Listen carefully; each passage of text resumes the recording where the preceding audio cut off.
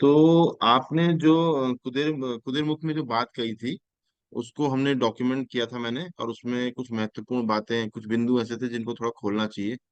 तो उस पे उसको जैसे शुरू ही किया था जिस जगह से, उस पे ही पहला प्रश्न, मतलब पहला बिंदु जो बात करने का है वही है कि ये, जैसे आपने उसमें शुरू में ही लिखा है कि मनुष्य में क्षमता है कि वो सत्य को देख सकता है। इसमें सत्य से थोड़ा, इसको मैं चाह रहा कि आप इलॉबरेट करें, क्या तात्पर्य है? क्योंकि हमने तो हमेशा यही समझा है कि सत्य को बोला जाता है, सत्य को सुना जाता है, लेकिन सत्य को देखा जा सकता है। और आप ये भी कह रहे हैं कि ये मनुष्य की नैसर्गिक क्षमता है, और हम जैसे एक सामान्य वस्तु को देख सकते हैं, वैसे हम सत्य को भी देख सकते हैं। तो यहाँ आप जिसे सत्य कह रहे हैं उसे थोड़ा और समझाने का या हमें दिखाने का थोड़ा प्रयास कीजिए। मैं कोशिश करता हूँ। सत्य जब मैं कह रहा हूँ, अभी जिस संदर्भ में सत्य बोल के बात हो रही है, वो हम लोग सनातन सत्य की बात कर रहे हैं। अगर हम देखें तो दो प्रकार के सत्य होते हैं। एक सनातन सत्य जो कभी बदलता नहीं है, जो हमेशा एक जैसा रहता है, समय के साथ भी नहीं बदलता, और स्थान के, लोकेशन के हिसाब से भी नहीं बदलता। यानी दुनिया के किसी भी कोने में वो सत्य वैसा ही है, और आज भी वैसा ही है, पूर्व में भी वैसा ही था, और भविष्य में भी वैसा ही रहेगा। इसको हम लोग सनातन कहते हैं। तो टाइम और स्पेस दोनों के बियॉन्ड जो है, और वो वैसा ही रहता है, उसमें कोई तब्दीली नहीं होती, उसको हम सनातन कहते हैं। जो समय के अनुसार अभी तो ठीक है, अभी तो सत्य है, लेकिन समय के साथ और स्थान के साथ दोनों में उसमें तब्दीली आ सकती है, उसको हम ट्रांजिएंट ट्रुथ कहते हैं या तात्कालिक सत्य कहते हैं। तो ये दोनों में फर्क करना होगा। जैसे आज की तुम अगर स्थिति परिस्थिति, तुम कैसी है भाई तबीयत, तुम बोलो कि बहुत अच्छी तबीयत है, तो ये सनातन सत्य नहीं है, ये तात्कालिक सत्य है। तो ये बहुत सिंपल सी बात है कि सनातन और तात्कालिक सत्य में एक तो भेद कर रहे हैं। तो हम लोग सत्य जब कह रहे हैं, तो हम सनातन सत्य की बात कर रहे हैं। अब उसको एक तो ये बात हो गई। दूसरी बात ये हो गई कि वस्तु किसको कहते हैं। तो वस्तु उसको कहते हैं जिसकी वास्तविकता होती है। वस्तु उसे कहा जा रहा है जिसकी वास्तविकता है, जिसकी रियलिटी है। तो वास्तविकता किसकी है? एक तो जो गोचर संसार है, जिसमें हमको जो कुछ दिखाई देता है चारों तरफ, प्रकृति, पहाड़, नदियां, पेड़ पौधे, जानवर, पशु पक्षी, मनुष्य, एक तो ये गोचर संसार जो है, ये एक वास्तविकता है। और एक जो अगोचर संसार है, वो भी उतना ही वास्तविक है जितना गोचर संसार है। जैसे कि जो भाव जिसको हम कहते हैं, कि आपको अच्छा लग रहा है, आपको बुरा लग रहा है, आपको सम्मान सम्मान है, प्रेम है, वात्सल्य है, क्रोध है, अहंकार है, भय है, ये सब है।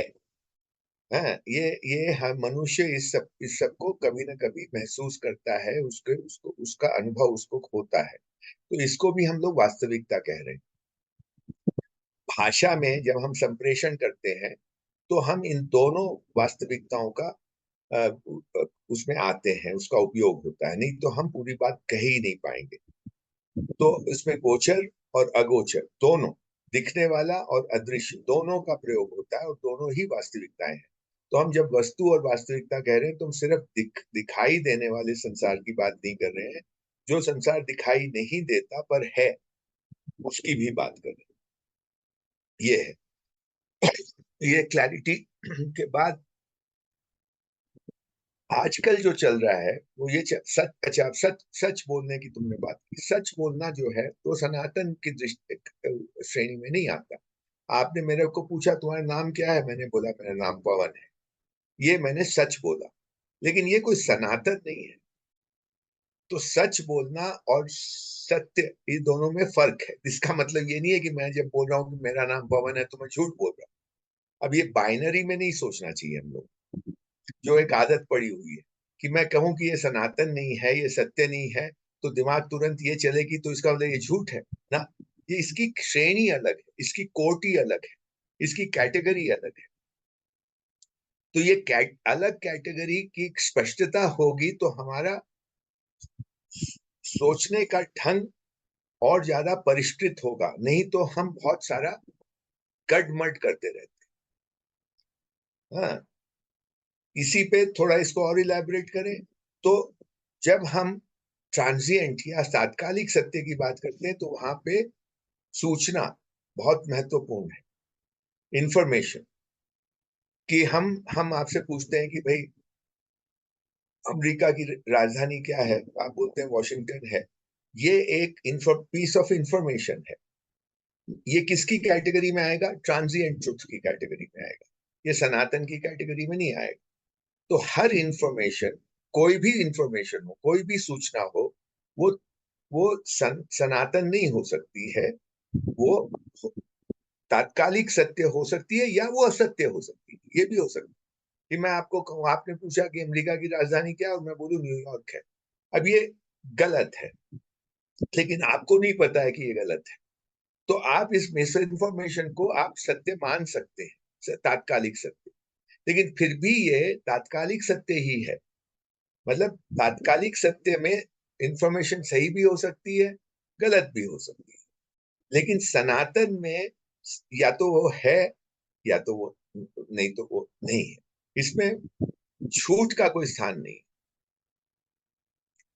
अगर आपको लगे कि ये इसने, मैं तुमको बोलूं ये सनातन है, आपको वो दिख नहीं रहा है, आपने उसको ग्रहण किया, तो आपने उसको ग्रहण किया एक सूचना के। आपको वो सत्य दिखाई नहीं दे रहा है, आप उसको सूचना के रूप में ग्रहण कर रहे हैं। जब सूचना के रूप में ग्रहण कर रहे हो तो उसमें ये पॉसिबिलिटी है, उसमें ये संभावना है कि वो सूचना गलत भी हो सकती है, वो सूचना सही भी हो सकती है। लेकिन जब आपको सत्य दिखेगा तो वो बस दिखेगा। उसमें उसमें फॉल्स और उसकी कोई गुंजाइश नहीं है। सत्य दिखेगा, फॉल्स दिखने की कोई बात नहीं होती है। जो सत्य नहीं है वो सारा फॉल्स ही है। मेरे तो लिए जो उसमें सत्य, बाइनरी नहीं है। ये जो सत्य दिखेगा वाली जो आपकी बात है ना, ये वाली बात मैं, मेरा नेक्स्ट प्रश्न उसी के इसमें से, ये सत्य दिखेगा जो वाली बात है, हाँ, जैसे कि आपने ये कहा कि जैसे कि वस्तु दिखती है वैसे सत्य दिखेगा। हाँ, तो मेरे को मतलब ये मुझे उस तरीके से कम्युनिकेट नहीं हो पा रहा है। जब मैं हाँ, इसको अपने ठीक। अंदर सोचने की कोशिश कर रहा हूँ तो फिर हाँ, भी कम्युनिकेट नहीं हो पा रहा है कि कैसे कैसे दिखेगा। तो अभी हाँ, तो नहीं आ। वैसे ही दिखेगा जैसे आपको प्रेम दिखता है। अच्छा। वैसे ही दिखेगा जैसे आपको सम्मान दिखता है।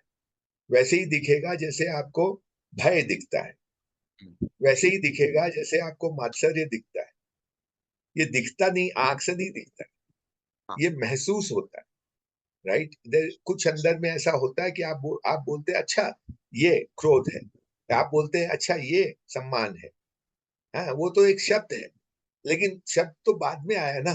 पहले कुछ होता है जिसको आप नाम दे रहे हैं इस चीज का। तो वो जो है वैसे ही आपके लिए सम्मान उतना ही उतना ही साफ साफ दिखाई देता है जितना कि कोई पहाड़ दिखाई दे रहा है। इसमें क्या फर्क? आप पहाड़ देखते हैं, आप बोलते हैं ये पहाड़ है। वैसे ही आपको जब सम्मान महसूस होता है तो ये आप बोलते हैं ये सम्मान है। तो ये उसी तरह से दिखने का मतलब है, उसी तरह की कुछ बात कि आपको एकदम साफ हो जाता है कि ऐसा ही है। जैसे सम्मान है, मैं ये कहूं कि सम्मान है, ये मेरा एक एक स्टेटमेंट है कि सम्मान होता है। हम्म। क्या है इसका मतलब? मैं ये नहीं बोल रहा हूं कि मैं सम्मान कर रहा हूं, मैं ये भी नहीं बोल रहा हूं कि आप सम्मान कर रहे हैं। मैं ये कह रहा हूं जैसे कि कोई वस्तु होती है वैसे ही सम्मान होता है। ये स्टेटमेंट मैंने दिया। अब आप इस स्टेटमेंट को जब रिसीव करते हैं तो आप क्या बोलेंगे? सम्मान है, आप क्या बोलेंगे? नहीं है, या आप नहीं बोलेंगे कि सम्मान, है? नहीं सम्मान है। तो है। ये किस आधार पे आप बोल महसूस हो रहा है कहीं, मतलब रहे? ये मतलब। पक्का हाँ महसूस होगा। हाँ हाँ, महसूस होगा। आपको मालूम है कि ऐसा ही होता है सम्मान। हम्म। आपको ये भी मालूम है कि सबके लिए ऐसा ही होता है। मतलब बिल्कुल किसी दूसरे के लिए, दूसरे मनुष्य के लिए भी ऐसा ही होता है सम्मान। जैसे कि बिल्कुल। पहाड़ है, मेरे लिए ये पहाड़ है, और हम्म दुनिया के हर आदमी के लिए वो पहाड़ है। हम्म। तो क्या सम्मान भी वैसे ही है कि जब आप बोल रहे हैं ये सम्मान है पूरे निष्ठा पूरे पूरे विश्वास के साथ, तो आपको ये लगता है कि दुनिया का हर आदमी वैसे ही सम्मान को देख रहा है, समझ हाँ रहा है हाँ हाँ, ना? सम्मान, हाँ बिल्कुल, बिल्कुल और सम्मान वैसे है। वैसे ही है। और ये हम्म, पहले भी ऐसा ही था, हाँ। आज से पूर्व में, और आज हम्म से भविष्य में भी ऐसा ही होगा। तुम्हारी हम्म बेटियों के लिए, तुम्हारे बच्चों के लिए भी ऐसा ही होगा, और हम्म तुम्हारे दादा दादी के लिए भी ऐसा ही था। हम्म ठीक, जैसे ये हम्म पहाड़ है, दादा हम्म दादी के लिए भी ये पहाड़ ही था, और हम्म तुम्हारे बच्चों के लिए भी ये पहाड़ होगा, वैसे ही ये हम्म, है। तो इसको मैं दिखना कह, ओके ओके। इसको मैं दिखना कह। इसके साथ साथ एक बात और वो आई है। पहाड़ भी एक देश में दो मिनट, वो पहाड़ भी हमको दिखता है, मतलब क्या, आंखों से दिखता है, लेकिन फिर उसको हम इंटरप्रेट कर रहे हैं ना। नहीं, ये थोड़ा सा और समझाइए इसको। पहाड़ हम देख रहे हैं, एक बच्चा भी पहाड़ देख रहा है, हम भी देख रहे हैं, हम्म ठीक है। उसका कुछ उसके उसको देखने से हमारे अंदर कुछ संवेदना जाग रही हम्म है, हाँ? और उस संवेदना को हम नाम दे रहे हैं कि पहाड़, ओके। राइट। संवेदना को दे रहे हो तो एक वस्तु बताए वो, जैसे कि सम्मान है और पहाड़ है, ये हाँ, दोनों मेरे मेरे मतलब मैं इन दोनों को अलग अलग देखा हूँ कि वो पहाड़ तो एक वस्तु है, एक स्थूल चीज है ना। सम्मान वैसी स्थूल चीज नहीं है, वो तो एक भाव है हाँ, जिसको मतलब इन दोनों की, जैसे आपने थोड़ी देर पहले ही कहा कि कैटेगरी अलग अलग है, हम्म। तो वैसे ही दोनों मैं की कह रहा हूँ कि कैटेगरी अलग अलग है, लेकिन हम दोनों को ही अपने अंदर देख अपने अंदर देख रहे हैं पहाड़, तो मैं बाहर देख रहा हूँ। बाहर देख रहे हैं, पर उसकी प्रतिछाया अपने अंदर है। अच्छा। ये इवन आंख भी एक लेंस ही तो है हाँ। भाई। देखिए, हम बच्चों के साथ एक एक्सरसाइज करते थे कि उनको क्लास के बाहर भेज दिया, हम्म और उनको 20 बच्चे हैं, और उनको कहा भाई आप जितनी चीजें आपको दिखाई दे उसको नोट करके आओ। हम्म उसके बाद क्लास में एक बच्चे से पूछते थे तुमने क्या क्या देखा, वो 100 150 चीजों के नाम बताता था। फिर दूसरा बच्चा भी 100 150, फिर तीसरा भी 100 150। अब इसमें हमेशा ऐसा जरूर होता था कि ये हर बच्चा कोई ना कोई चीज ऐसी देखता था जो दूसरे बच्चे ने नहीं देखी है। हम्म ठीक है, हम्म, ये हो सकता है, हाँ हो सकता है। पर हो एक ही सकता जगह है, गए थे वो लोग। एक ही जगह गए थे। ठीक है। तो आंख पे तो उस चीज का, उसका उसका इमेज तो उस बच्चे के भी आंख पे पड़ा जिसने हम्म उसको नहीं देखा। इसका क्या हम्म, मतलब हुआ? अच्छा। हाँ हाँ हाँ, मतलब उसने उसको अपने अंदर नहीं देखा, देखा तो, हाँ, पर उसके आंख अंदर पे उसकी तो छाया, उसके भी वही उसके वही रोशनी गई, और उसके अंदर दूसरे की के भी छाया से वो वही। एक मिला नहीं। चिड़िया है, हम्म एक चिड़िया पेड़ पे बैठी है, और हम्म हम दोनों खड़े हैं। दोनों के आंखों में उस चिड़िया की रोशनी जा रही है, उसकी रेस जा रही है, ठीक है। एक उसका ध्यान उस पे जाता है, दूसरे का ध्यान नहीं जाता। इससे क्या प्रूव होता है? कि हम तो, जब हमारे जब हम उसकी जो जो छाया अपने अंदर जाती है, जब हम उस छाया को देखते हैं, उसे देखना कहते हैं। उसको ध्यान जब उस पे ध्यान जाता है तब हम देखते हैं। तो हम हाँ, किसको देख रहे हैं, चिड़िया को देख रहे हैं कि वो अंदर में जो हो रहा है उसको देख रहे अंदर जो हो रहा है उसको देख रहे हैं? हाँ, इसी तरह हैं। आवाज को भी आप ले सकते हैं। हम्म बहुत सारी आवाज हो रही है, और हम्म अगर आपको सिर्फ मेरी आवाज सुनाई दे रही है क्योंकि आप मेरे पे ध्यान दे रहे हैं, लेकिन आप अगर थोड़ा भी और चुप देखेंगे तो आपको अभी अपने वातावरण में 4 5 और आवाजें सुनाई दे जाएंगी, बिल्कुल बिल्कुल बिल्कुल ठीक बिल्कुल। है, जो पहले नहीं सुनाई दे रही थी। हम्म तो ये आवाज तो कान के पर्दे पे तो पहले भी पड़ रही थी, हम्म पर आपने ध्यान नहीं दिया। तो किस पे ध्यान नहीं दिया? जो आपके अंदर रिफ्लेक्ट हो रहा है उस पे, बाहर से तो पड़ ही रही थी। तो मैं कह हम्म रहा हूं दोनों ही चीजें अंदर का ही रिफ्लेक्शन, अति हम्म, अंदर में ही प्रतिबिंबन हो रहा है, उसी को आप देख रहे हैं। ओके। ये हमको लगता है कि हम बाहर देख रहे हैं, पर फैक्ट ये है कि बाहर का प्रतिबिंबन को देख रहे हैं, बाहर को नहीं देख।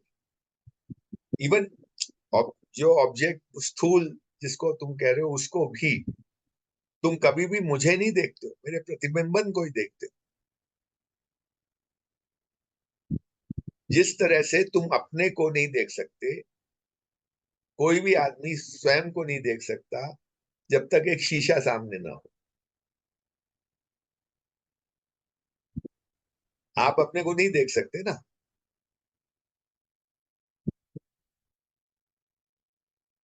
तुम अपनी शक्ल नहीं देख सकते, अपनी आंखों को नहीं देख सकते। उसको देखने के लिए तुमको एक शीशे की आवश्यकता है, और वो शीशे में उस आंख का रिफ्लेक्शन तुम देखते हो। तुम अपनी आंख को कभी नहीं देख सकते, इम्पॉसिबल है। कुछ वैसी ही बात है कि ये जो बाहर है इसको हम देख नहीं सकते, इसकी इमेज को ही देख रहे हैं। और ये जो इमेज को देख रहे हैं यही पे समस्या है। जैसे हम्म। कि अगर मिरर से हम अपनी शक्ल देख रहे हैं और मिरर में अगर धूल है या उस पे कुछ गंदगी लगी हुई है, तो हम अपनी शक्ल को वैसा ही देखेंगे जैसा वो मिरर दिखाएगा। अगर वो बिल्कुल। मिरर एक टूटा फूटा है तो वैसी ही हमको दिखाई देगी शक्ल। ठीक वैसे ही अगर हमारी अंदर में जो रिफ्लेक्शन हो रहा है वहां पे डिस्टॉर्शंस है, वहां पे कुछ गड़बड़ है, जिसको कंडीशनिंग, मान्यताएं, पूर्वाग्रह, बायसेस हैं, तो हमको वो नहीं दिखाई देगा।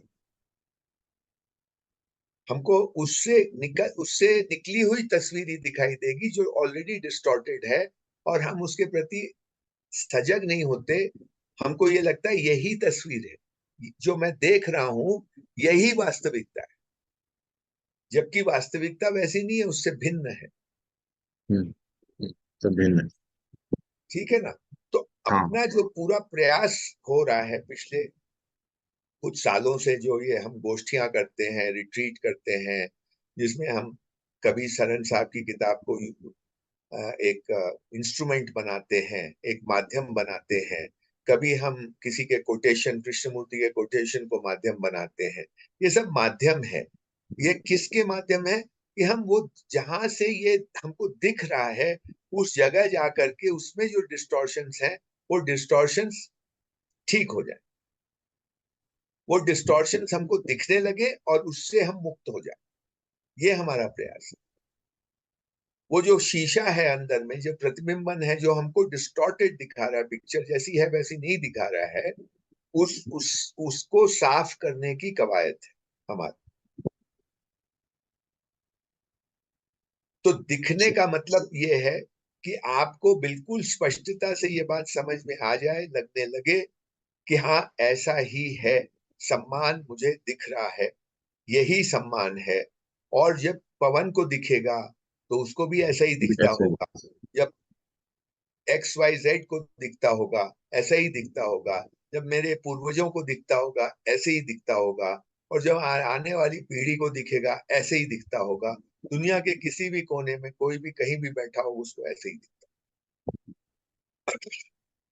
इस बात को अगर आप जांच लें, सब लोग नहीं जांचते इसको जब आप जांच लें और पूरा समझ में आ जाए कि मुझे पूछने की जरूरत नहीं है फलां से कि भाई ऐसा ही होता है ना तुम्हारे लिए सम्मान। हम्म। हम्म। सम्मान का प्रदर्शन, दो बातें होती है, सम्मान का भाव या सम्मान का अर्थ, और सम्मान का प्रदर्शन। तो सम्मान का प्रदर्शन ये भी हो सकता है, सम्मान का प्रदर्शन पांव छूना भी हो सकता है, सम्मान का प्रदर्शन एक मुस्कुराहट भी हो सकती है, सम्मान का प्रदर्शन आंखों से कुछ भी हो सकता है।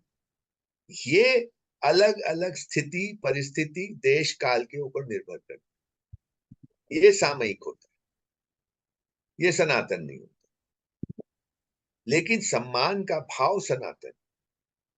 सम्मान का भाव सनातन होता है। सम्मान का अर्थ, सम्मान की वास्तविकता सनातन। हाँ, उसके जो साधन हैं उनमें फर्क हो सकता है।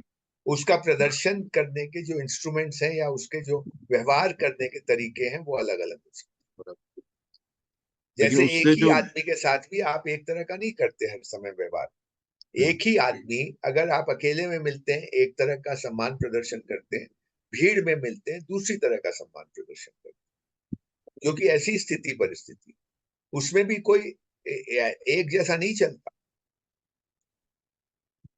यहीं पे ये जो ये बहुत साधारण बात मैं बोल रहा हूँ, पर ये बहुत इंपॉर्टेंट बात है, क्योंकि कई बार हम लोग ये सम्मान के प्रदर्शन वाला जो है, जो तरीका है, जो मेथड है, उसको हम फिक्स करने जाते हैं कि भाई जैसे, तो उसमें क्या होता है, अगर इसमें बहुत समझदारी ना बरती जाए, तो सम्मान का तरीका अगर आपने फिक्स कर दिया, तो उसमें फिर धीरे धीरे वो रिचुअल बन जाता है, फॉसिलाइज बन जाता है, उसमें से जान आत्मा निकल जाती है और सिर्फ बाहर बाहर का ढोंग रह जाता सम्मान निकल जाता है और वो सिर्फ एक्शन रह जाता है। है, एक्शन रह जाता है जो खोखला होता है। और जिस सम्मान की अभी हम बात कर रहे थे वो भाव वहां मिस हो जाता है, और हाँ वो सिर्फ एक्शन रह जाता है और लगता है कि इससे सम्मान हो रहा है। हाँ। अब ये सम्मान और सम्मान का भाव, सम्मान को मैं स्थिति कहता हूँ, और हम्म, सम्मान के भाव को गति कहते तो, हैं, सम्मान के प्रदर्शन को गति कहते हैं, सम्मान के व्यवहार को गति कहते हैं। तो हम्म, होता क्या है कि आज की दुनिया में स्थिति की अवहेलना हो रही है, हम्म, स्थिति की बात भी नहीं हो रही है, स्थिति को कोई दिखा भी नहीं रहा है, सारा का सारा फोकस गति पे है। और ये एक एक अनकहे कहा जा रहा है कि गति ही स्थिति है। तो आपने पांव छू लिए तो सम्मान हो गया, जिसका पांव छुआ वो भी खुश है कि अरे मेरे को तो सम्मान दे दिया, और जिसने दिया उसके मन में क्या भाव है, नहीं है भाव, उसको देख भी नहीं रहा उस चीज। तो बिना भाव के भी सम्मान हो रहा है, जिसको ढोंग कहते हैं। बिना भाव के सम्मान नहीं हो रहा है, बिना भाव के सम्मान का सम्मान का एक्शन हो रहा है। प्रदर्शन हो रहा है, हाँ ठीक। उसको ऐसे कहना चाहिए। हाँ, बिल्कुल। तो उस और उसी को सम्मान कहा जा रहा और उसमें ही फंस गए फिर। है। हाँ, ऐसे ही उसमें ही तुम फंस। देखो, रुपए पैसे की भी बात हो रही है। हम्म, पैसा जो है वो एक माध्यम है, हम्म, किस चीज का, कि हम उससे वो वस्तु खरीद सके हम्म, जो हम कंज्यूम करेंगे। हम्म, पैसे को हम डायरेक्टली कंज्यूम नहीं कर सकते, तो हम्म। पैसे को खर्च करके कोई ऐसी वस्तु खरीद सकते हैं जिसको हम यूज करेंगे, जिसका उपयोग करेंगे, दुरुपयोग करेंगे या सदुपयोग करेंगे, जो भी करेंगे। तीन ऑप्शन हमेशा रहते हैं। पैसे को खर्च करके आप उस पैसे से जो खरीदेंगे उसका दुरुपयोग करिए, उसका सदुपयोग करिए या उपयोग करिए, भोग करिए, ठीक है। लेकिन कुछ भी करिए, पैसे को कुछ नहीं कर सकते आप, पैसे को कंज्यूम नहीं कर सकते डायरेक्टली, पैसे को पैसा, है ना। पैसे के तो माध्यम से कुछ करेंगे। पैसा माध्यम है, हम्म। पैसा माध्यम है, हमेशा ही माध्यम ही रहेगा। लेकिन परसेप्शन क्या है, जनरल पैसा, पैसा ही सब परसेप्शन कुछ है। ये है कि आपने जो उससे, जो हो अंत में जो आपसे उसका करना है, वो थोड़ा गौण हो गया, और पैसा जो है वो ही उद्देश्य हो गया।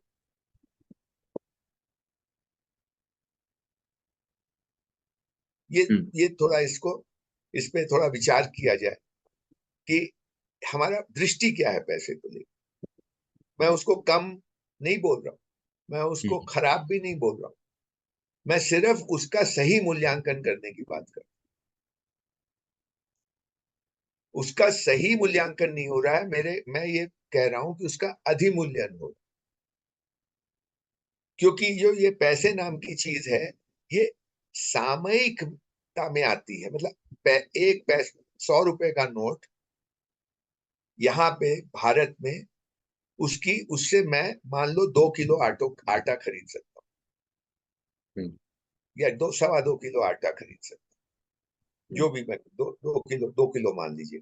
हम अगर ये यही 100 रुपए का नोट लेकर के हम अमेरिका जाएं, तो हम उससे, उसको पहले तो चेंज करना पड़ेगा, वो 100 रुपये वहां कुछ नहीं होगा, उसको डॉलर में परिवर्तित करना पड़ेगा, और उससे शायद मेरे पास आधा किलो या 1/4 किलो ही आटा मैं खरीद पाऊँ। तो 100 रुपए की कीमत फिक्स्ड नहीं है, वो स्थान के हिसाब से भी बदलेगी। यहाँ अलग, अमेरिका में अलग, पाकिस्तान में अलग। और वो, ये 100 रुपए का नोट हो सकता है 5 साल पहले 4 किलो आटा मैं इससे खरीद सकता, और हो सकता है कि 2 साल बाद मैं इससे सिर्फ 1 किलो का आटा। तो 100 रुपए की कीमत सनातन स्थायी नहीं है, सनातन नहीं है।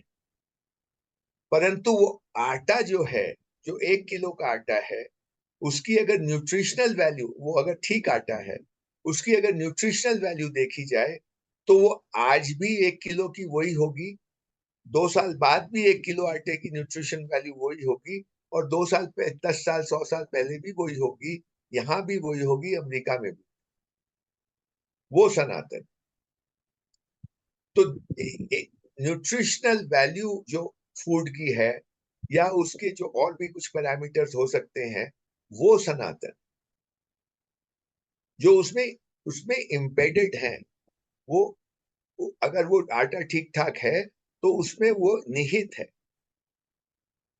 अगर चीनी है तो उसमें उसकी इंट्रिंसिकनेस कुछ है, आटे में उसकी इंट्रिंसिकनेस कुछ है, उसमें उसका निहितार्थ है कुछ, वो उसका सही मूल्य है। पैसे का कोई सही मूल्य नहीं कह सकते आप। आज जो है वो कल अलग हो जाएगा, यानी उस ये बोलेंगे भाई उससे क्या खरीदा जा सकता है,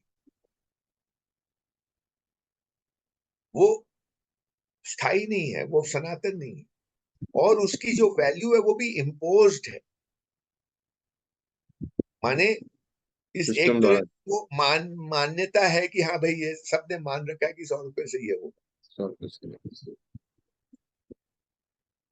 तो अभी प्रॉब्लम ये है कि हमारे दुनिया में जिसमें हम और आप रह रहे हैं, हमारी शिक्षा ने ये सब चीजों को, जो मामूली चीजें जो मैं बता रहा हूँ, कोई मैं पहली बार बता रहा हूँ या मैं ही बता रहा हूँ, ऐसा कुछ नहीं है, ये वेरी वेल नोन है।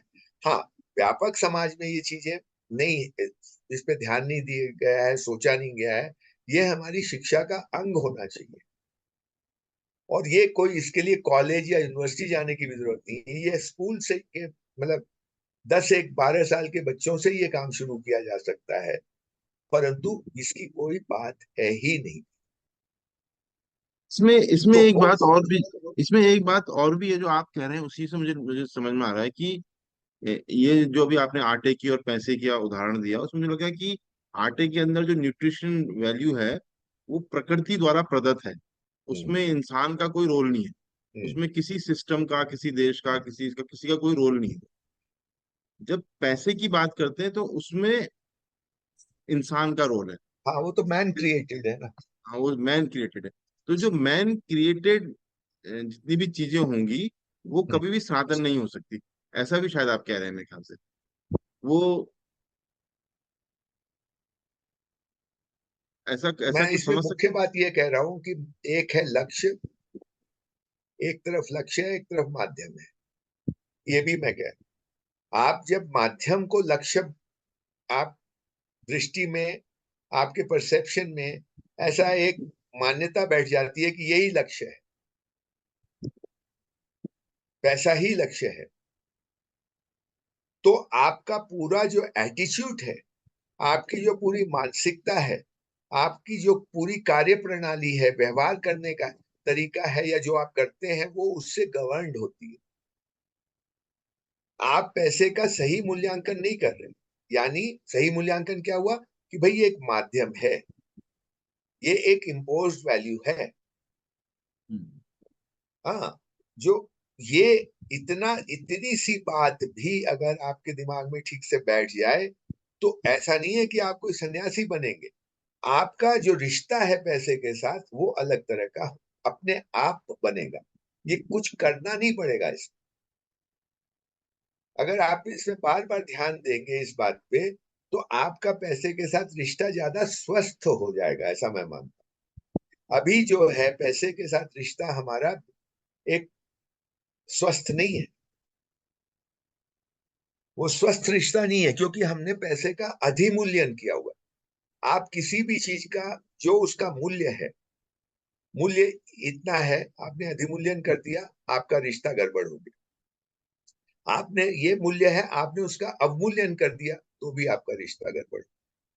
यही बात लोगों के साथ भी है, यही बात अपने बच्चों के साथ भी है, यही बात अपने दोस्तों के साथ और आसपास के लोगों के साथ भी है, यही बात किसी मटेरियल वस्तु के साथ भी है।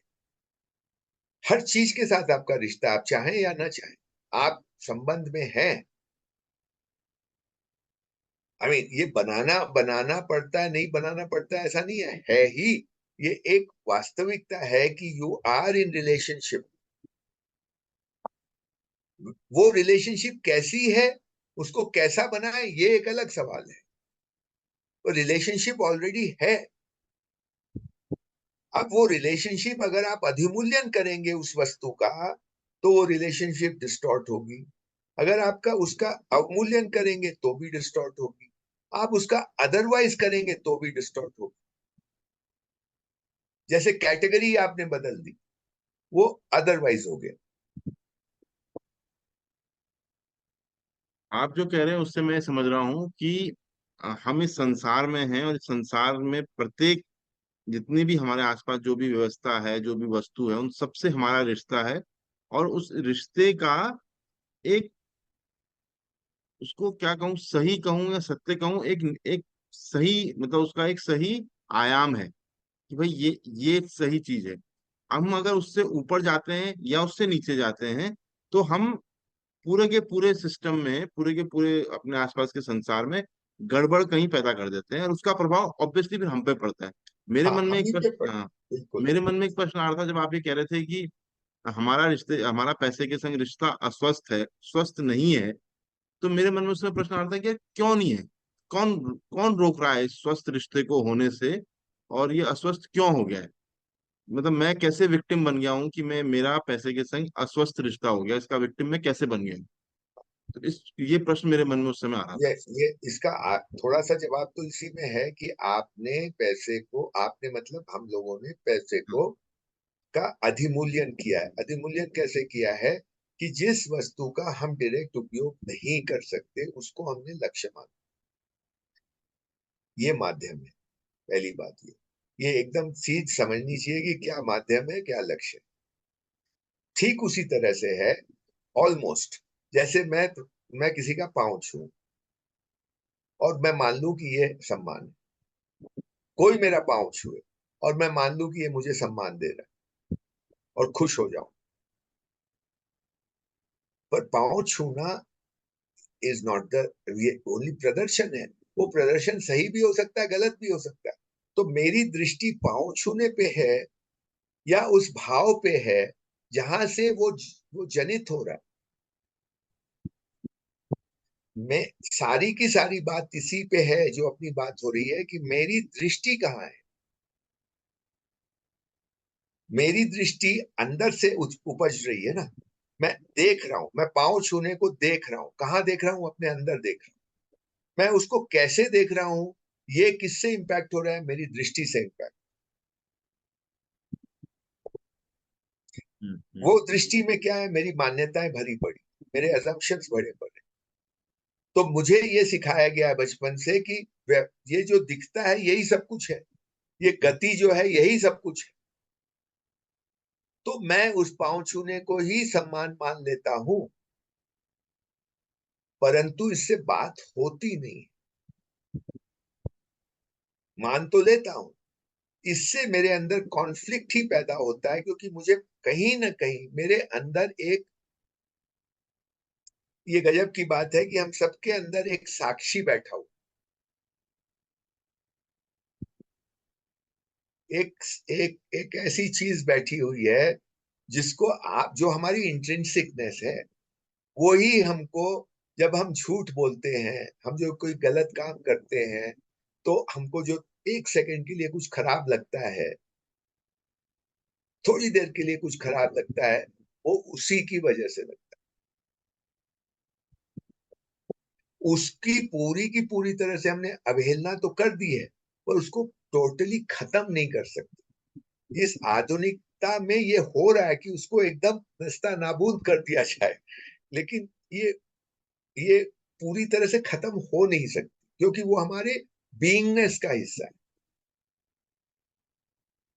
शायद वो वैसा ही है जैसा हम थोड़ी देर पहले इसके बारे में बात करते थे कि आटे के अंदर जो न्यूट्रिशन वैल्यू है एग्जैक्टली, ना, वो ये एग्जैक्टली। जो हमारे अंदर जो है, ये वैसा ही हमारी बिल्कुल, न्यूट्रिशन वैल्यू है ना, ये वैसा ही। बिल्कुल भैया, हमारी इंट्रिंसिकनेस है। हाँ, ये हमारी। इंट्रिंसिक, इसमें बहुत सारी चीजें हैं, पर ये एक इंटरेस्ट, जैसे आटे में न्यूट्रिशनल वैल्यू, उसमें से एक इंट्रिंसिकनेस है।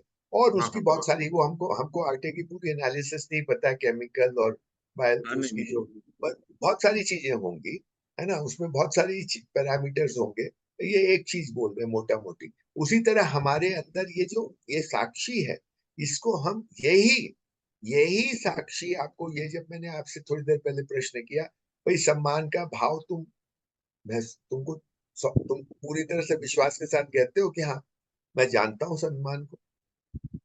ये जो तुम कहते हो मैं जानता हूं, ये तुम्हारा लॉजिकल माइंड नहीं बोल रहा है, ये तुम्हारी तार्किक शक्ति नहीं बोल रही है, ये तुम्हारा साक्षी कह रहा है। इसमें तर्क है ही नहीं। तर्क कहाँ है इसमें? तो मैं सम्मान को जानता हूं, मैं जब सम्मान को फील करता हूं, मुझे अच्छा लगता है, इसमें तर्क कहाँ है? ये तो ये तो एकदम दिखने वाली बात है ना, ये दिखता है ना, इसी को मैं दिखना कह रहा हूं।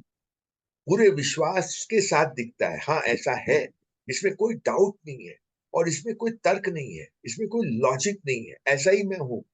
This is my beingness. ये जो दिखा रहा है तुमको, ये कौन दिखा रहा है? ये तुम्हारा साक्षी ही तुमको दिखा। इसी में ये ताकत है कि आपको सत्य का दर्शन कराती। ये विचार नहीं है, ये न कल्पना है, न विचार है, न इच्छा है, ये बहुत सारे नाम है ना, ये सब नहीं है।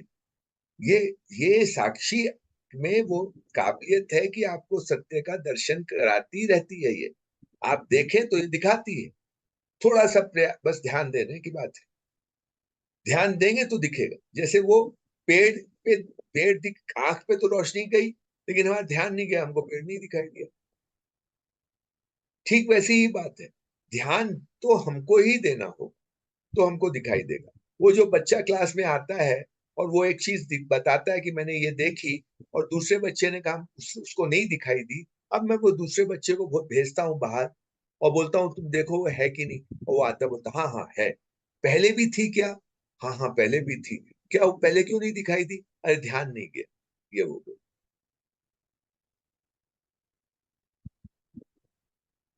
तब जो हम इसी इसी बात पे पहुंच रहे हैं कि प्रकृति द्वारा जो हमको डिजाइन मिला है, इंसान को जो डिजाइन मिला है, इंसान को जो मतलब इंसान की जो पूरी की पूरा उसको बनाया गया है जिस तरीके से, उसके अंदर जो उसकी इंट्रिंसिक वैल्यूज हैं, वो उसको आप साक्षी कह रहे हैं, वो हमको वो हमको दिखती है। और उसमें कोई हाँ, मतलब ये कोई ये डाउट नहीं, साक्षी उसमें कोई, ही हमको दिखाता है, ऐसा हम हाँ, मानते हैं। और ये उसमें मैं कोई डाउट मानता भी हूँ। नहीं होता है, उसमें कोई उसमें डाउट भी कोई नहीं डाउट होता, नहीं। हाँ। उसमें कोई डाउट नहीं से- होता। और हाँ शायद वो सत्य, जो सत्य को देखना जहां से हमने बात शुरू की थी, हाँ, वो यही है शायद। यही है, यही है। तो यही है कि इसको इसको ये जो चीज है ना, इस पे कभी किसी ने ध्यान ही नहीं दिलवाया।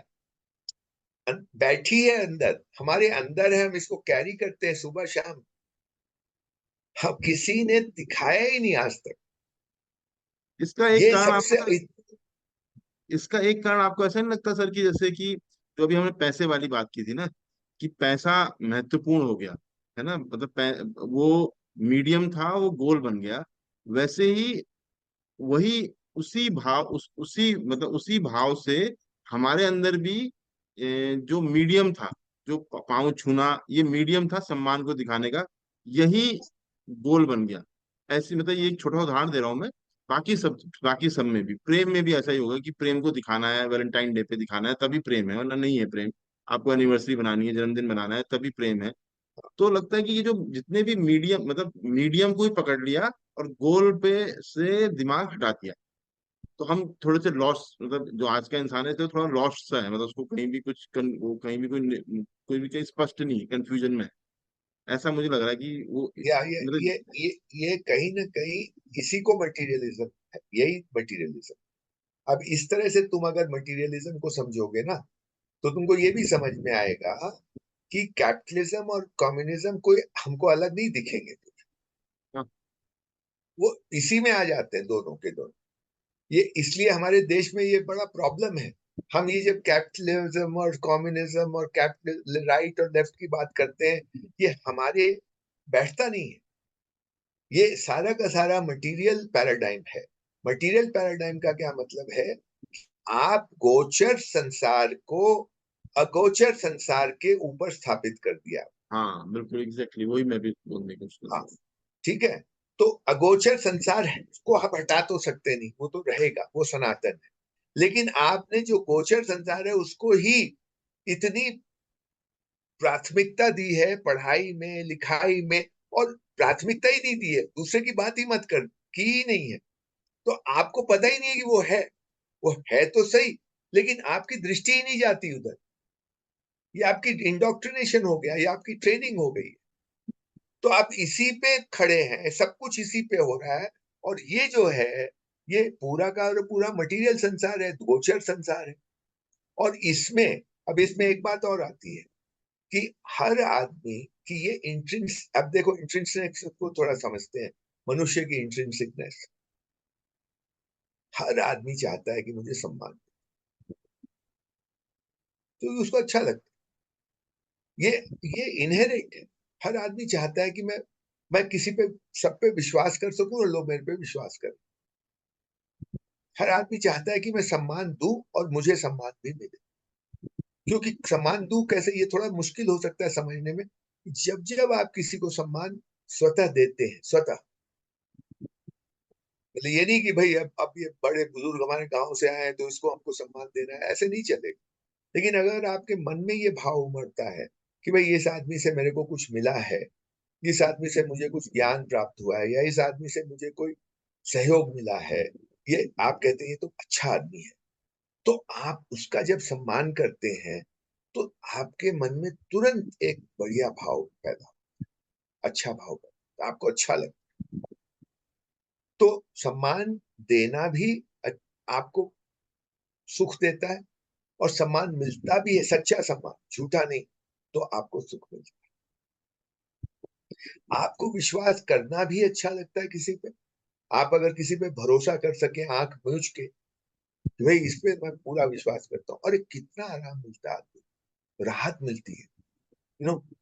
और अगर दूसरा आप पे विश्वास करे तो आपको बढ़िया लगता है, अच्छा मेरे को सब विश्वास करता है यार। तो ये जितनी भी चीजें हैं, ये दो तरफा है। ये दिस इज इंट्रिंसिकनेस, ये मनुष्य की इंट्रिंसिक क्वालिटीज। इस पे ध्यान दे के देखो, ये सिर्फ हमारी तुम्हारी बात नहीं है, ये पूरे संसार की बात है। और आज से पहले भी और आज से बाद भी ऐसा ही रहेगा। गड़बड़ हो रहा है, लेकिन उस गड़बड़ के बावजूद भी ये बीज रूप में ऐसा रहेगा। गड़बड़ तो यहां तक हो रही है कि ये लोग बोल रहे हैं सत्य नाम की कोई चीज ही नहीं है, देयर इज नो एब्सोल्यूट। मतलब ये यहां तक कहा जा रहा है कि सबका अपना अपना सत्य होता बहुत कॉमन फ्रेज है आजकल। है। हाँ, है ना। तो वो सत्य को समझते ही नहीं है। वो तो ये बोल रहे हैं भाई सबका, जैसे बोलते हैं ना हम लोग, सबका अपना अपना स्वाद होता है, सबकी अपनी अपनी पसंद होती है, वैसे ही बोल रहे सबका अपना अपना सत्य होता है। पर स्वाद सबका अपना अपना होता है, डजंट मीन कि सत्य सबका अपना अपना होता है। ये सत्य है कि सबके स्वाद होता है। हाँ, मैं वही कहने वाला था कि सत्य तो ये है कि सबके स्वाद होता है। हाँ, सबकी जीभ में हाँ, कैपेसिटी है कि वो हाँ, स्वाद को परख हाँ, सकती है। हाँ, ये सत्य हाँ, है। तो हो क्या गया है कि द होल पैराडाइम जो है वो इस तरफ शिफ्ट हो गया है, गति आधारित हो गया है। गोचर तो ये हो क्या गया, ये मतलब एक तरह से डिजाइन में है। क्योंकि देखो पूरा जो आधुनिकता है वो इंडिविजुअलिटी पे बेस्ड है, व्यक्तिवाद पे बेस्ड है। और हर आदमी चाहता है कि मैं सुखपूर्वक रहूं, और हर आदमी चाहता है कि मैं सफल हूं। सफलता भी हर आदमी चाहता है। अब सफलता जो है इस संसार में कैसे डिफाइन होती है, गोचर संसार से। पैसा, ऐसा। सफलता का एक, पदवी, प्रतिष्ठा, हाँ, लोकप्रियता, ये सब में कुल मिलाकर क्या है, दूसरे से ज्यादा, दूसरे से अधिक, कंपैरिजन इसमें इनबिल्ट है। सबसे और ज्यादा। कब, है ना, कंपैरिजन के बिना मतलब आगे पीछे कैसे होगा। कंपैरिजन करेंगे तभी तो आगे पीछे होगा। और कंपैरिजन तो दृष्टिगोचर संसार का ही हो सकता है। सम्मान का कंपैरिजन थोड़ी ना हो सकता। विश्वास का कंपैरिजन थोड़ी ना हो सकता। वो तो या तो है या नहीं है। तो कोई मापदंड नहीं हो सकता। हाँ, वो तो ये पूरा, ये अब इस पूरे उसको समझो, इसका इसकी इसका जंजाल क्या है? व्यक्तिवाद, व्यक्तिवाद से जुड़ा हुआ सफलता, सफलता से जुड़ा हुआ कंपैरिजन, कंपैरिजन किस बात का? दृष्टिगोचर संसार का। तो हर आदमी इसमें लगा हुआ है। अब जो, और ये हो क्यों रहा है? क्योंकि आपके अंदर जो आपकी जो आप देख रहे हैं, वो देखने की दृष्टि डिस्टॉर्ट हो गई है। तो आपकी सनातन की तरफ दृष्टि ही नहीं है। आपकी सारी क्या है, दृष्टि जो है सामयिक की तरफ, क्योंकि वो आपको शिक्षा मिली नहीं है, उस तरफ ध्यान आकर्षण हुआ नहीं है, तो इसलिए ये चल। इसी में आपने आगे, जो अभी आप बात कह रहे हैं उसी में आपने आगे एक बात कही कि जो आज का जो सामान्य आधुनिक व्यक्ति है, वो अपने अनुभवों को नहीं देख पा रहा है, तो वो अपने एक्सपीरियंस को नहीं देख पा रहा है बिल्कुल भी। वो ना उनसे कुछ सीख पा रहा है ना। और उसकी जो वो सरन साहब का ही कोट है, उसको मैंने हिंदी में किया कि आधुनिक आदमी एक तरह की बेहोशी में है, और वही बेहोशी उसकी मतलब उसकी किस्मत वही बन गई, उसकी नियति ही वो बन गई है। और जबकि आज की, अगर आप मेन स्ट्रीम में जाएंगे, सामान्य दुनिया में देखेंगे, तो आज का जो आधुनिक व्यक्ति है वो तो कई तरह की जानकारियों से, सूचनाओं से, तकनीकों से लैस है बिल्कुल। और वो स्वयं को इन सब के होने से वो स्वयं को बहुत स्मार्ट समझता है, और उसको दुनिया से मैसेज भी मिलता है कि वो स्मार्ट है। जितनी ज्यादा तकनीकें उसके पास है, जितने ज्यादा इक्विपमेंट उसके पास है, जितनी ज्यादा सूचनाएं उसके पास है, तो स्मार्ट हो जाता है। और उसका मूल्य भी इसी बात से तय होता है समाज में, उसकी जो हैसियत है समाज में, वो इसी से तय होती है कि उसके पास कितनी सूचनाएं हैं, है ना। लेकिन आप कह रहे हैं कि वो तो, मतलब वो तो बेचारा इतना निरह प्राणी है कि वो अपने बेसिक चीज, अपनी बेसिक एक्सपीरियंस को भी नहीं देख पा रहा है। और इसका एक दूसरा पक्ष देखेंगे तो जो लोग ऐसे सामान्य नहीं हो पा रहे हैं, वो तरह तरह की कुंठाओं से ग्रसित हो जाते हैं, फिर तरह तरह की मानसिक, और क्योंकि उसी रेस में अगर नहीं कर पा रहे हैं, अगर वो सूचनाएं इकट्ठी नहीं कर पा रहे हैं, सूचनाओं का ठीक से प्रदर्शन नहीं कर पा रहे हैं, तो फिर वो कई तरह की कुंठाओं से ग्रसित होते हैं, फिर तरह तरह की मानसिक और शारीरिक बीमारियां जो बहुत आम हो गई हैं आजकल, वो इसी के चलते ही हैं। तो इसको थोड़ा सा बताइए कि ये एक्सपीरियंस को ना देख पाना अपने, जो अपना मतलब जो बहुत बेसिक सा एक्सपीरियंस है, जो भी हमने बात करी, सम्मान को नहीं देख पाना अपने, मतलब सम्मान हाँ, की भाव को समझना नहीं पाना, तो वो उसको थोड़ा सा क्योंकि बताइए। वहां मतलब ये इसी से समझ लो ना कि हम्म, अगर आपने बचपन से बच्चे, आज देखो क्या हो रहा है आजकल सर, आप घर में कोई मेहमान आता है, छोटा सा बच्चा है, आप उसको मेहमान के सामने बोलते हैं प्रदर्शन करो, ठीक है, गाओ, नाचो, कविता सुनाओ, एबीसी सुनाओ, ये सब कर, ठीक है। अब वो सुन करके मेहमान क्या करेगा? बोल, वाह वेरी बहुत गुड। बढ़िया, बोलेगा ही ना, बढ़िया हो ना हो, वो बोलेगा ही बढ़िया है, बढ़िया हो तो भी, नहीं हो तो भी ताली बजाएगा, बढ़िया शाबाशी देगा। अच्छी बात है, ऐसे तो अपरेंटली तो बहुत अच्छी बात है। बच्चों, उसके बहुत सारे तर्क हैं, बच्चों को प्रोत्साहित करना चाहिए, बच्चों को ये करना। पर आप थोड़ा गहराई में जाएं तो आप क्या कर रहे हैं बच्चे के साथ? आप उसको ये फीडबैक दे रहे, उसको ट्रेनिंग दे रहे हैं, क्योंकि उसको ताली बजती है तो उसको खुशी होती है ना। जब ये ताली बजती है, उसको अप्रिसिएशन मिलता है, प्रशंसा मिलती है, तो खुश होता है। ये भी एक हमारी बीइंगनेस है। परंतु उसकी धीरे धीरे आदत क्या पड़ जाती है कि जब तक दूसरा अप्रिशिएट नहीं करेगा, तब तक मैं कुछ हूं ही नहीं। हाँ। मैंने उसको अपने में विश्वास खत्म कर दिया आपने। वो अब भिखमंगा बन गया मेरे हिसाब से, कि वो ऐसे नाटक जिंदगी भर करता रहेगा जिससे दूसरों का अप्रिसिएशन मिले, दिखावा करता रहेगा। और किस बात का दिखावा करेगा?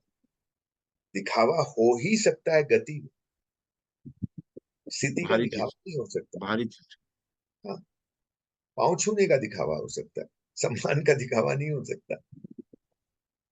सम्मान के भाव का दिखावा नहीं हो सकता। सम्मान के दिखावे के, देख सम्मान के प्रदर्शन का दिखावा हो सकता है।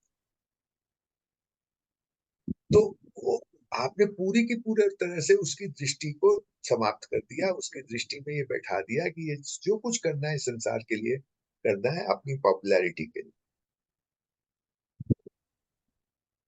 ये हर स्तर पे हो रहा है। स्कूल की जो हमारे स्कूल में देखो डिबेट होती है, उसमें ऐसे ही होता है। मेरे को दो सब्जेक्ट दिए जाते हैं कि भाई ये सब नहीं, सब्जेक्ट एक होता है, तुम इसके पक्ष में बोलोगे, तुम इसके विपक्ष में। अब मेरे से कभी ये नहीं पूछा जाता कि तुम्हारी क्या राय है, और हो सकता है मेरी राय न पक्ष की हो और न विपक्ष की हो, मुझ में अपनी बात रख सकता हूं, लेकिन वो ना इस तरफ की हो ना उस तरफ।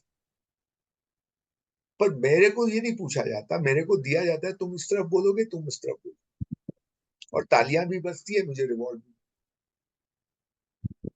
तो क्या ट्रेनिंग हो रही है?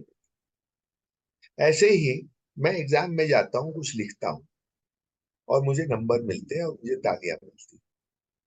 इसका इस बात से कितना संबंध है कि मैं उस चीज को कितना समझता हूँ? थोड़ा बहुत होगा, मैं ये नहीं बोल रहा हूँ कि बिल्कुल नहीं है, लेकिन क्या पूरा का उससे पूरा वो मार्क्स क्या इस बात का मूल्यांकन है कि ये बच्चा इस पर विषय में उसको ज्ञान हो गया है? मैं नहीं मानता। अगर सही गुरु है और सही, अगर बच्चे के साथ वो साल भर रहा है, तो वो गुरु उसका मूल्यांकन ठीक से करेगा। वो परीक्षा, एक दिन की परीक्षा उसका मूल्यांकन नहीं कर सकती। वो कर भी सकती है, वो अधिमूल्यन भी कर सकती है, वो अवमूल्यन भी कर सकती है। लेकिन अगर गुरु सही है और साल भर का उसके पास अनुभव है, तो अपने अनुभव के आधार पे उसको जो मूल्यांकन करेगा वो ज्यादा सटीक। या अगर वो बच्चा ईमानदार है और उसके सामने आपने रख दिया कि भाई तुमको इतना इतना बताया था, तुम अपने को क्या कैसे आंकते हो इसमें? अपने को ए दोगे, बी दोगे, सी दोगे, डी दोगे, या अपने को 100 में से 100 दोगे, या 90 दोगे, या 80 दोगे? तुम मूल्यांकन। हम इसकी ट्रेनिंग कहीं दे ही नहीं रहे कि बच्चा अपना मूल्यांकन सही करे। इसकी ट्रेनिंग ही नहीं दे रहे, इसकी बात ही नहीं कर। तो वो सारा का सारा वो क्या करता है बच्चा? इस तरह से एग्जाम प्रिपेयर करता है कि वो नंबर अच्छे मिल जाए। हमको सब्जेक्ट का ज्ञान कितना है इससे कोई मतलब नहीं। सामने अगर वाला उसके मेरा लिए क्या मूल्यांकन ठीक से कर दे बस। है। बस सारी ट्रेनिंग इस बात की, सारा जो आप बता रहे हैं सारी ट्रेनिंग इस बात की है कि सामने वाला मेरा मूल्यांकन, सामने वाले को मैं ठीक दिखूं। हाँ, और मैं ये मेरा एग्जाम लिखा क्रैक कर लूं। मेरा लिखा हुआ हाँ, ठीक दिखे, हाँ बस वही। तो 10 साल के पेपर ले आओ और हाँ तुम देख लो उसमें क्या पैटर्न है। उसको क्रैक करने की आप ट्रिक समझ लीजिए। हाँ वो बोल ट्रिक, हाँ, ट्रिक हो गया सामान्य ये। सा हो गया, क्रैक करना एक सामान्य सी बात है आजकल। हाँ, और क्रैक करना मतलब उसकी ट्रिक समझो भैया। उस ज्ञान से बहुत कम संबंध रह गया है। हम तो आजकल ऐसे बच्चे पाते ही नहीं है जिनका रियल इंटरेस्ट हो जो सब्जेक्ट में पढ़ रहे। वो पूछते हैं हमको क्या करना चाहिए। अरे भाई तुम बताओ तुमको क्या करना है, तुमको किसमें मन लगता है? तो जो ट्रेंड चलता है आजकल, इंजीनियरिंग चल रही है तो इंजीनियरिंग, इंजीनियरिंग में भी कंप्यूटर साइंस चल रहा है तो कंप्यूटर साइंस में सब दौड़ते हैं। कभी इलेक्ट्रॉनिक्स में सब लोग दौड़ते थे, है ना? तो ये जब जैसी हवा चलती है वैसे पढ़ाई होने लगती है। तो बच्चे का अपना क्या, उसको खुद को ही नहीं पता है, क्योंकि उसने आज तक वैसे पढ़ाई ही नहीं की है। उसने सिर्फ नंबरों के लिए पढ़ाई की है, या करने के लिए पढ़ाई की है, अपने लिए की ही नहीं है पढ़ाई। इससे तो एक बात और दोस्त। जुड़ इससे एक बात और जुड़ रही है कि जो हम अपने रिट्रीट में कई बार कहते हैं ना, जब हम सरन साहब के कोट पढ़ते हैं, किसी के कोट पढ़ते हैं, तो हम कहते हैं कि इस कोट से आपके अंदर क्या हो रहा है उसको देखिए। हम बहुत मतलब बहुत इंसिस्ट करते हैं इस बात को। लेकिन वो उसका, क्योंकि अभी जो हम बात कर रहे हैं उससे दिख रहा है कि उसका क्योंकि प्रशिक्षण ही नहीं है, तो हम्म, प्रशिक्षण ही ऐसा है ही नहीं, तो हम हमेशा उसको फिर समझने में ही फंस जाते हैं कि मुझे इसको बिल्कुल। भी क्रैक क्रैक मतलब मैं भी उसी हाँ, उसमें आता हूँ कि इसको भी क्रैक ही करना है। वहीं सामने जब बिल्कुल। हम मेजर ग्रुप में इस बार बैठेंगे तो मेरा इसको यही क्रैक। अनुभव हुआ कि इल्यूमिनेशन किताब को ऐसे, मतलब बार बार ऐसे पढ़ा जा रहा था जैसे कि हमको कोई इसके बाद एक एग्जाम देना है, उसमें प्रश्न पूछे जाएंगे और उसका हमको उत्तर देना। जबकि वो सिर्फ एक माध्यम था। हम, तुमको याद है कि हम लोग तो कुछ कोटेशंस बना के ले गए थे। और हम्म। हम लोग ये सोचे थे कि ये कोटेशन ही वहां देंगे, उसी को बोलेंगे कि इस पे ध्यान लगाइए, इस पे सोचिए, इस पे चिंतन करिए, मनन कीजिए, फिर अपने उद्गार बोलिए। पर उसमें भी होता क्या है कि मान लो कृष्णमूर्ति जी का कोई कोट है, तो लोग उसको एक्सप्लेन करने लगते हैं कि कृष्णमूर्ति क्या बोलना चाह रहे हैं। अरे भाई, आपके अंदर क्या हुआ, आप इसको कैसे देखते हैं? नहीं नहीं, वो तो वहीं टूट गया ना, ये तो ये बर्तन तो वहीं टूट गया जब वो उसको बोला गया कि सामने वाले के सामने डांस करो। मतलब वो तो वहीं टूट गया ना वो बात तो उसको अब हम सडनली किसी वक्त, हालांकि कोशिश कर रहे हैं रिट्रीट में या उसमें, सडनली बोलते हैं कि नहीं इसको आप अपने भीतर देखिए। तो ये तो हमने उस बच्चे का उस समय ही यार स्किल तो मतलब ये देखने वाला स्किल जिसके हम शुरू में ही बात कर रहे थे, उस समय ही खत्म कर दिया, वो भी अपने भीतर देखने वाली बात। क्योंकि मैं इससे काफी परेशान रहा हूँ ये देखने वाली बात से। तो ये स्किल तो मेरे अंदर कभी, स्किल कहो या इसको मतलब ये जो अपने भीतर देखने का था, पहले तो अपने भीतर देखना नहीं आता। और फिर जब ये कह रहे हैं कि ये कोटेशन पढ़ा गया, इस पढ़ने से आपके अंदर क्या प्रभाव पड़ा उसे देखो, तो वो मेरे लिए मतलब वो होना बहुत सामान्य होना चाहिए था। वो बहुत, जैसे कल हम बात कर रहे थे कि वो नैसर्गिक होना चाहिए था, लेकिन वो नैसर्गिक ना होके वो बहुत और ज्यादा जटिल हो जाता है मुझे वो देखना। अब तो वही मैं है, उसको, वो जो अपने कोर्ट कल पढ़े ना कि भाई एक हाँ कागज दिया हुआ है, आप सरन साहब की किताब पढ़ रहे हैं, आप कागज से एक नाव बना लिया आपने, और आप खुश हो गए, देखो हमने नाव बना ली। जबकि मकसद वो नहीं है, मकसद ये है कि वो आपके अंदर कुछ ऐसा हो कि आप में एक मूलभूत झटका लगे, आप में मूलभूत एक कोई इंसाइट पैदा हो, या आपकी जो धारणा है वो टूटे कहीं ना कहीं जा करके, आपको ये लगे कि अरे ओहो, अच्छा, ये तो, ओ अच्छा, कुछ खटका लगे अंदर में। वो खटका लगने की रास्ता तो खुले, अगर हम खाली उस किताब तक सब सीमित रहेंगे कि इस किताब का अर्थ क्या है और वो डिक्शनरी में देख के हम सेटिस्फाइड हो जाएंगे, तो उसके बाद यात्रा तो वहां से शुरू होती है। जबकि आपने यात्रा यही बंद कर दी क्योंकि आपकी आदत है कि आपने बोला अच्छा मैं तो समझ गया, इसका हाँ। मैंने डिक्शनरी देख के मैंने समझ लिया। और कोई ये, समझा दे तो और बढ़िया है। हाँ, और क्या। फिर और तो इससे आप बड़े। यही तो देखो, एक बार क्या हुआ कि हम जीवन विद्या का, हमको प्रबोधक बना दिया किसी ने।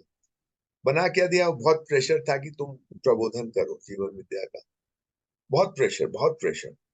तो मैंने नागराज जी को फोन किया, जो इसके प्रणेता थे, और मैंने कहा बाबा ये मेरे पे बहुत प्रेशर है और मैं नहीं करना चाहता। तो उन्होंने मुझसे पहले पूछा क्यों। तो मैंने बोला कि इसका कारण एक ये है कि मैं जो जो जो पूरा वो 7 दिन का कोर्स समझ लो, उसमें जो जो बातें वो मैं कर सकता हूँ, और मैं जब करूंगा तो मैं समझा भी दूंगा, ठीक। और जो सामने बैठे लोग हैं उनको ये लगेगा, होगा मैंने नहीं, समझा।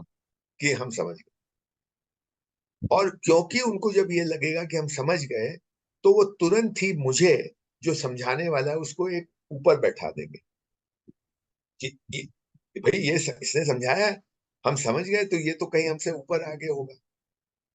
हाँ फिर मैंने बाबा को कहा कि भाई मैं खुद जानता हूं कि मैं नहीं समझा हूं, मैं समझा दूंगा। तो वो इतना खुश हुए इस बात से।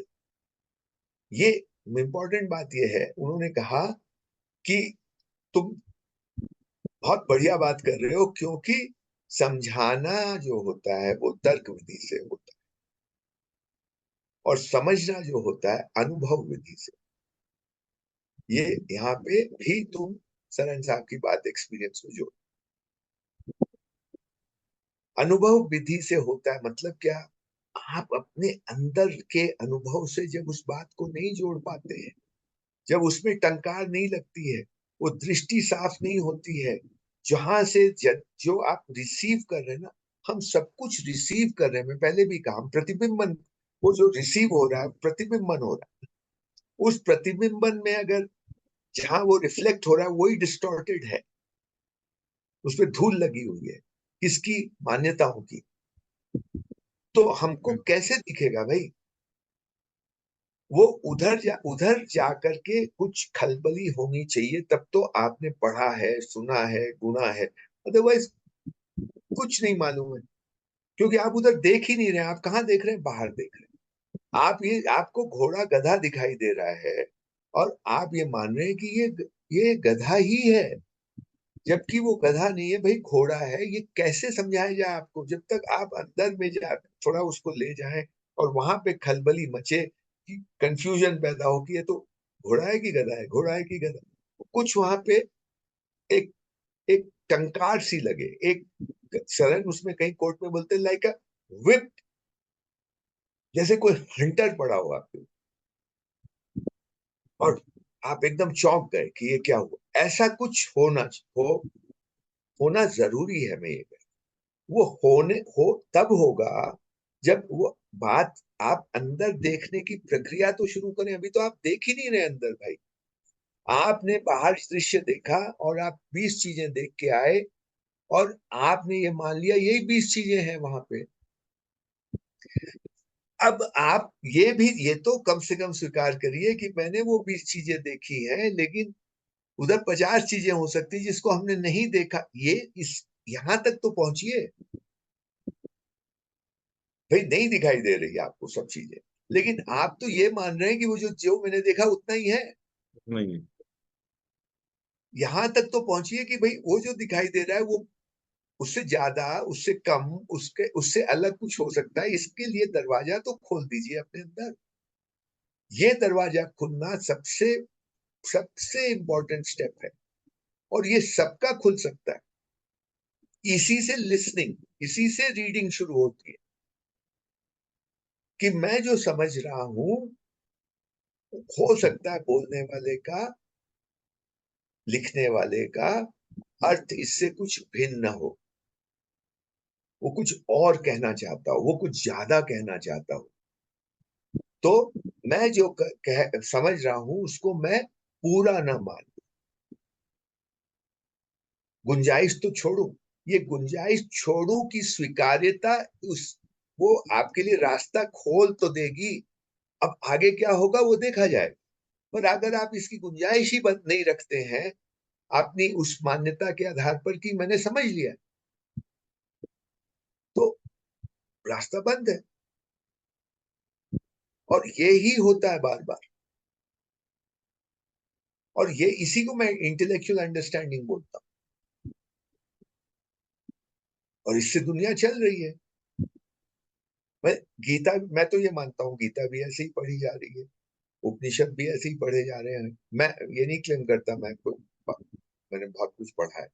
मैं खाली एक बात बोल रहा हूँ, अपने शास्त्र हो, उपनिषद हो, गीता हो, महाभारत हो, रामायण हो, वो भी ऐसे ही पढ़ी जा रही है, कि हमने जो ग्रहण किया वो ही बस मैं समझ। इसमें सर, इसमें बस एक बात और भी है शायद जो आप कह रहे हैं, मैं उससे एक बात और भी देख रहा हूँ कि क्योंकि हम करने की जल्दी में है ना, तो हाँ करने की जब जल्दी में रहते हैं तो कंक्लूड करना जरूरी होता है। हाँ, क्योंकि ये जब या कंक्लूड करेंगे तभी तो नेक्स्ट स्टेप लेंगे ना। हाँ हम तो हाँ, तुरंत ये उसमें जल्दी में नहीं कुछ करते एकदम हैं, ये समझे, तुरंत अभी। हाँ ये समझे, अब कुछ हाँ करते हैं, हाँ। है ना। जैसे अभी हमारे और रिट्रीट में भी एक बात आई थी कि हम इसको अपने जीवन में कैसे उतार पाए, जो यहाँ पे बात हो रही है। तो वो करने की जल्दी है, उस हाँ वही, करने की जल्दी में ही कंक्लूड करना बहुत जरूरी हो जाता है फिर। बिल्कुल। ये ये जो क्या है कि ये भी क्लैरिटी नहीं है कि विचार, तार्किक ढंग से सोच और देखना, जिसे मैं देखना कह रहा हूं, ये अलग अलग कोटियां हैं, अलग अलग कैटेगरीज है। ज्ञान और इंफॉर्मेशन अलग कोटियां हैं। ये इंफॉर्मेशन गलत है और ज्ञान सही है ये नहीं कहा जा रहा, कोटियां अलग है। जैसे मनुष्य अलग कोटि है, पेड़ अलग कोटि है। मनुष्य सही है और पेड़ गलत है ऐसा नहीं कहा जा रहा, कोटियां अलग है। तो हम ये गड़बड़ हो रखा है हमारे अंदर। हमारे अंदर बहुत कुछ चलता है, कल्पना होती है, इच्छा जागती है, विचार होता है, सत्य का देखना हो, दर्शन होता है। ये जो कुछ मन चलता है, ये जितनी भी, ये सारी क्रियाएं अलग अलग कोटियों की क्रियाएं। ये सजगता बहुत जरूरी है कि ये जो मेरे अंदर चल रहा है वो किस कोटि का है। तर्क से कंक्लूड करना एक बात है, पर यह भी ध्यान देना चाहिए कि तर्क से जो कंक्लूड हो रहा है उसकी उसकी आधारशिला क्या है। ये तर्क जनित कहां से हो रहा है? क्या वो सत्य की धरातल से जनित हो रहा है या कुछ मान्यताओं के आधार पर जनित हो? जैसे आजकल दुनिया में बहुत कुछ चलता है, उसकी मान्यता का आधार क्या है? फ्रीडम तो सही चीज है, डेमोक्रेसी तो सही चीज है, राइट्स तो सही चीज है, इक्वालिटी तो सही चीज है, समझे ना समझे, वो उस उधर उसके आगे तो जाते ही नहीं है।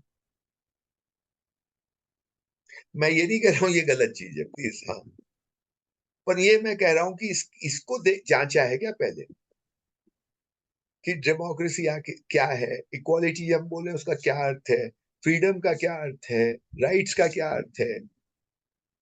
इसको जांचा है क्या? ना, जांचा नहीं है, मान लिया है, और फिर उसके आधार पर सारे विचार चलते हैं।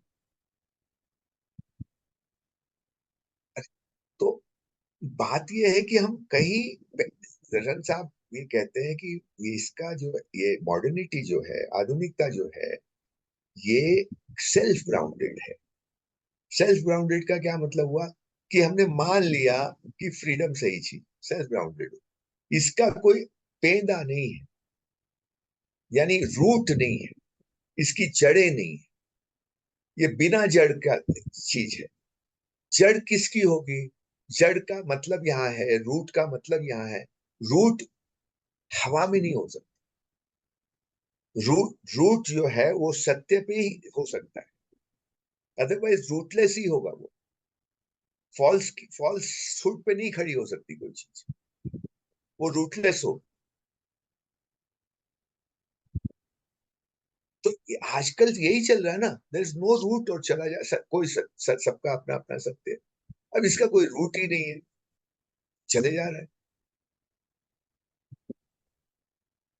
सब कुछ इससे, ये जो सारे के सारे मतलब ये जो नई मान्यताएं हैं, इसका नाम अभी आपने लिया डेमोक्रेसी, जस्टिस, इक्वालिटी वगैरह वगैरह, ये सब कुछ जो हम पहले भी एक बार इस बात पे पहुंचे थे कि ये सब कुछ व्यक्ति के दिमाग द्वारा बनी हुई मतलब अवधारणाएं हैं।